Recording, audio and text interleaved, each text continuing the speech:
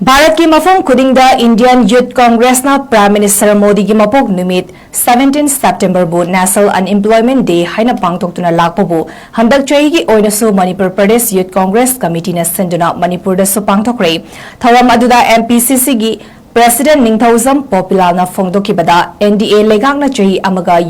चही अमदा यूथ क्रोर अनीदा थबक फंगहनगनी हाइबा वाफमगी मतुंग इन्ना ngasi फावदा थबक फंगदबा youth crore लिसिंग कुन सुजिलकले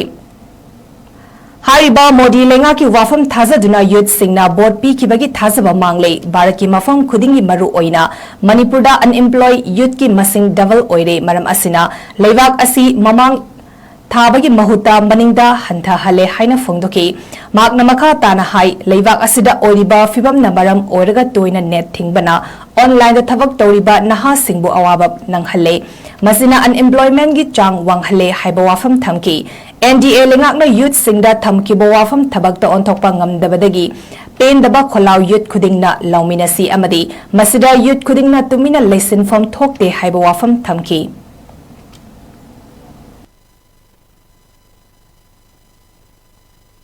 हुजिक प्राइम मिनिस्टर ओइबिरिबा टर्म अहुमलक सुनो ओइराबा श्री नरेंद्र मोदी ना 2 करोड़ जॉब्स अनएम्प्लॉयड यूथ सिंगदा चाही अमद जॉब्स करोड़ अनि पीगनी हैबनी दो चाही अमद 2 करोड़ जॉब्स पीब तारगदी चाही 10 जिदा 20 करोड़ जॉब्स ओइगदबनी अदु मसी भारत की नहा सिंग थबक फंगौद्रब नहा मयामना अमदी थबक की आशा तौरइब नहा मयामना मसी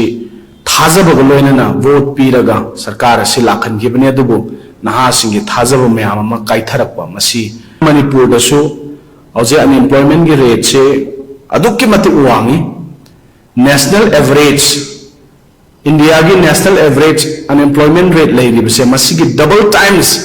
मणिपुर की अनएम्प्लॉयमेंट रेट से वांखली असिना ताकपदि मणिपुर से अखोइसे मांगलोम द चटपगी महुत्ता मनिंगलोम द हनबगी अमल लापसिदा नहासिंगी फ्यूचर लमखांग द पुरा मांगहनबगी फिल्म द लापसे मसी नहासिंगी दमक्तदी तसेंगना यामना नुंगनांगनियाय अमा ओइबा अदुंबा अमने मसी यामना कंसर्न लौबम थोइ हायना खल्ले तोइना इंटरनेट थिंगबसिना मरम ओइरगा ऑनलाइन की खुथांग द थबक तौजरिबे चिलनाउसिंग ऑनलाइन की खुथांग द पैसा तांजरिबे चिलनाउसिंग वर्क फ्रॉम होम तौदना तौजरिबे चिलनाउ मयाम सिगी थबक्ति पुरा मैनुंग लंसन मग चप मानरे मरमदी इंटरनेट से तोइना थिंगलाबने न ऑनलाइन की थबक तौरिबे चिलनाउ सिंगजिदी पुरा थबक तटलबने इंटरनेट से तोइना थिंगबा इंटरनेट थिंगबगी थबक चथबजे मसिना यामना